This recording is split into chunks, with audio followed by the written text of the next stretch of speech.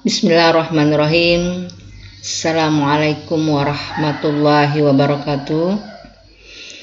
Hamdan wa syukran lillah, salatan wa salaman ala rasulillah. Amma ba'd.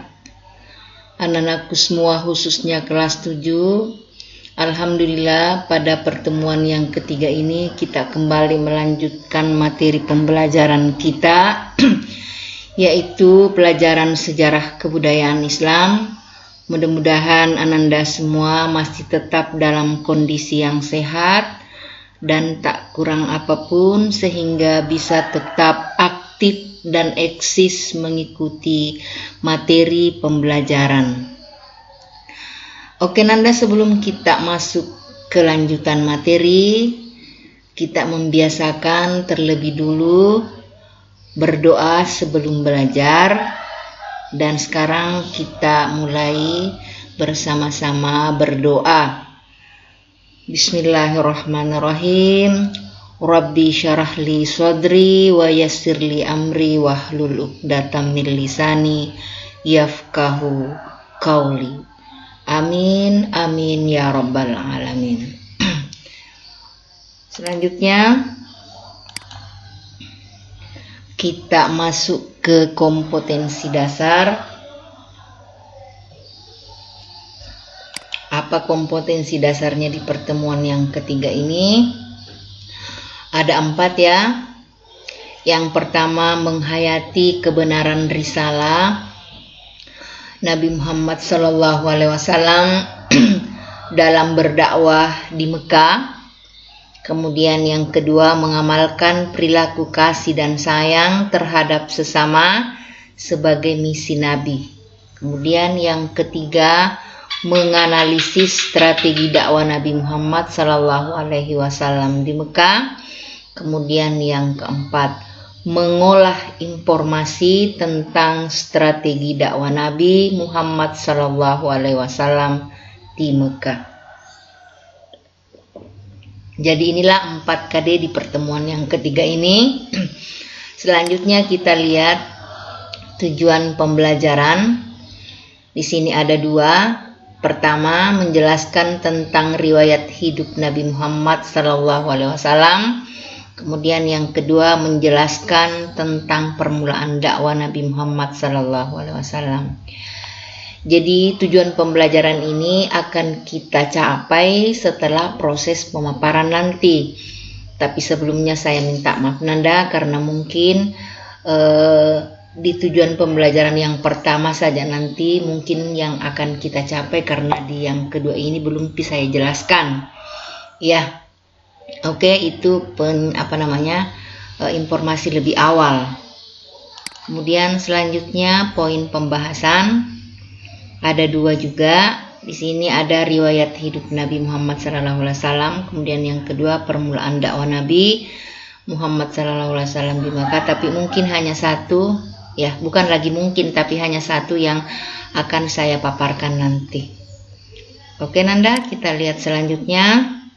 Ini judul materi masih sama minggu yang lalu karena masih ada pada bab yang sama. Nabi Muhammad SAW sebagai rahmat bagi seluruh alam semesta. Sekarang pemaparan materi.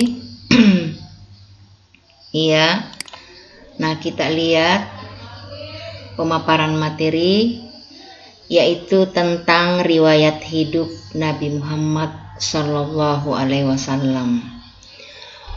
Nabi Muhammad SAW mempunyai nama lengkap Muhammad bin Abdullah. Jadi bapaknya Abdullah ya. Kemudian bin Abdul Muttalib, ini adalah kakeknya. Kemudian bin Hashim, kakeknya kakek. Bin Abdul Manaf, kakeknya kakek lagi. Bin Qusay, bin Kilab, bin Murrah, bin Kab, bin Luay, bin Ghalib, bin Fir, bin Malik, bin Nadar, bin Kinana, bin Husaima, bin Mudrika, bin Ilyas, bin Mudra, bin Mudhar, bin Nizar, bin Mad, bin Adnan. Dan selanjutnya bertemu garis keturunan beliau dengan Nabi Ismail alaihissalam. Jadi Nabi Baginda Nabiullah Muhammad SAW masih bergaris keturunan dari baginda Nabi Ismail. Iya, Nabi Ismail alaihi salam. Sementara garis keturunan beliau dari sisi ibunya Muhammad bin Aminah. Nama ibunya baginda Nabiullah Muhammad SAW itu adalah Aminah ya. Binti Wahab bin Abdul Manaf bin Zuhra bin Kilab. Itu ya. Dengan demikian garis keturunan beliau dari sisi ayah dan ibu bertemu pada kakek beliau yaitu Kilab. Jadi sama satu kakek. Iya, ini kakeknya Abdullah Kilab juga. Kemudian kakeknya Aminah adalah Kilab juga. Jadi satu kakek. Iya, itu nandanya. Jadi ini adalah garis keturunan baik dari ayah Abdullah maupun dari ibu Aminah. Itu ya. Kemudian kita lihat lagi kelahirannya. Menurut pendapat yang paling kuat, Nabi Muhammad SAW dilahirkan pada hari Senin malam 12 Rabiul Awal di Mekah bertepatan pada awal tahun gajah. Ya, Ananda mungkin masih mengingat sejarahnya kenapa dikatakan tahun gajah. Karena pada saat itu ada tentara Abraha yang ingin menyerang atau ingin menghancurkan Ka'bah kemudian berkendaraan gajah. Tetapi alhamdulillah berkat pertolongan dari Allah Subhanahu wa taala yang mengirim burung ababil yang membawa batu melempar sampai gajah dan tentara Abraha itu hancur dan tidak berhasil memporak-porandakan Ka'bah, sehingga pada saat itu dikatakan tahun gajah bertepatan dengan lahirnya baginda Rasulullah Muhammad SAW. Nabi Muhammad SAW dibesarkan di Mekah sebagai anak yatim. Jadi Nabi itu lahir dalam kondisi yatim. Kenapa? Karena ayahnya wafat di Madinah 2 bulan sebelum Nabi Muhammad SAW lahir. Jadi umur Nabi pada waktu itu baru 7 bulan ya dalam kandungan ibu. Iya. Pada waktu itu ayah Nabi Muhammad sedang berdagang di Syam dan singgah di Madinah dalam keadaan sakit, kemudian wafat di rumah pamannya dari Bani Najjar. Saat itu ayahnya tidak meninggalkan apa-apa kecuali 5 ekor unta dan sahaya perempuan. Artinya ada seorang hamba sahaya perempuan dan memiliki 5 ekor unta. Inilah riwayat hidup Nabi dari lahirnya ya. Jadi Nabi itu kasihan baru lahir sudah dalam kondisi yatim. Iya. Itu ya. Kemudian kita lihat lagi apa selanjutnya lagi. Kemudian ketika Nabi SAW berusia 25 tahun, beliau pergi ke Syam untuk kedua kalinya dengan membawa barang dagangan milik Khadijah binti Khuwailid. Setibanya di Mekah dari perjalanan dagang tersebut, Nabi Muhammad SAW menikah dengan Khadijah binti Khuwailid, yaitu 2 bulan sesudah kedatangannya. Setelah itu Nabi Muhammad pindah ke rumah Khadijah. Dari pernikahan itu lahirlah 3 orang putra, yaitu Al-Qasim, Abdullah, dan Thayyib yang kesemuanya meninggal di waktu kecil, serta 4 orang putri, Zainab, Ruqayyah, Ummu Kalsum, dan Fatimah. Itu ya. Banjir besar terjadi dan menggoyahkan bangunan Ka'bah beberapa tahun sebelum nubuwah. Nabi Muhammad SAW juga ikut aktif dalam perbaikan Ka'bah. Kemudian pada tahun ke-40 Allah SWT memudahkan Nabi dengan ditetapkannya sebagai Nabi dan Rasul. Jadi Nabi diangkat menjadi Nabi dan Rasul itu pada usia 40 tahun. Oke Nanda. Jadi sekarang kita lihat lagi. Iya. Jadi tertukar tadi. Jadi saya mohon maaf. Sebenarnya ini dulu baru itu tadi ya. Pada tahun ke-6 dari umur Nabi Muhammad SAW, ibunya membawa pergi ke Madinah untuk menemui pamannya di sana. Namun ketika baru sampai ke desa Abwa, suatu desa yang terletak antara kota Mekah dan Madinah, Aminah meninggal dunia. Maka Nabi diasuh oleh Ummu Aiman di bawah tanggungan kakek beliau yaitu Abdul Muttalib, dan ini berlangsung selama 2 tahun. Jadi coba pikir, Nabi dalam umur 6 tahun itu usia SD ya, usia SD kelas 1, dia sudah yatim piatu, diasuh oleh pengasuhnya Ummu Aiman yang ditanggung oleh kakeknya Abdul Muttalib, dan itu pun hanya berlangsung selama 2 tahun. Jadi umur 8 tahun Nabi, ya, kakek lagi meninggal. Jadi 8 tahun Nabi kakeknya sudah meninggal, kemudian diasuh lagi oleh paman beliau Abu Talib. Iya.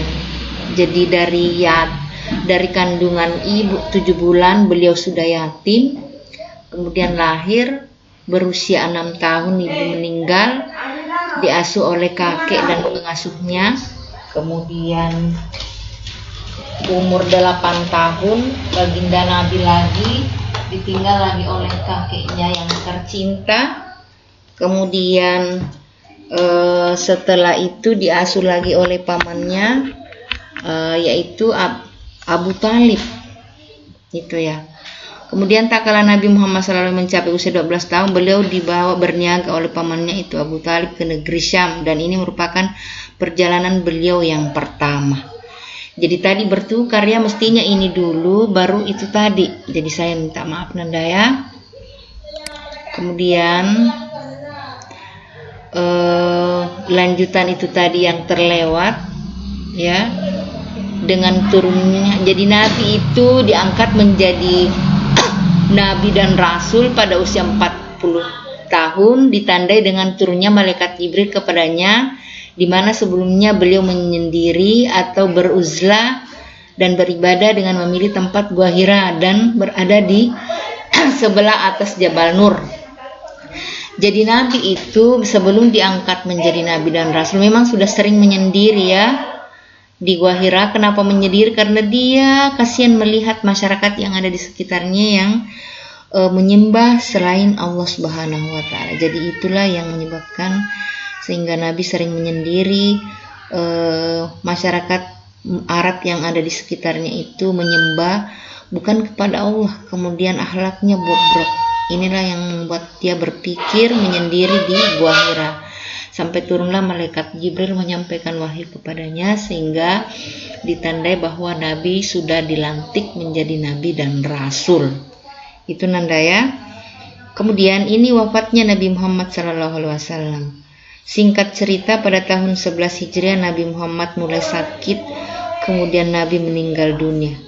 Jenazah Nabi baru dimakamkan setelah selesai ditetapkan dan dibaiatnya Abu Bakar menjadi khalifah pengganti beliau, menjadi pemimpin kaum muslimin. Kemudian jenazah Nabi Muhammad SAW dimakamkan di rumah Aisyah, tempat di mana beliau wafat. Nabi Muhammad SAW dimakamkan pada malam Rabu tengah malam, dan di atas makamnya dipercikan air oleh Bilal. Mungkin inilah yang menjadi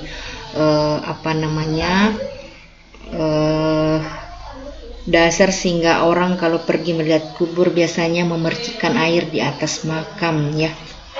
Oke Nanda. Kemudian kita lihat lagi, ini ceritanya yang riwayat hidupnya yang terakhir.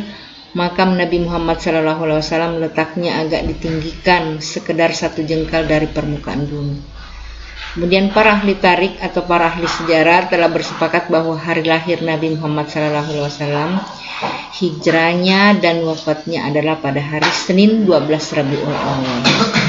Semoga Allah Subhanahu wa Ta'ala menganugerahkan salawat dan salam kesejahteraan kepada Nabi Muhammad SAW beserta keluarga dan para sahabatnya. Jadi itulah riwayat singkat tentang hidup Nabi Muhammad SAW mulai dari lahir sampai wafat beliau.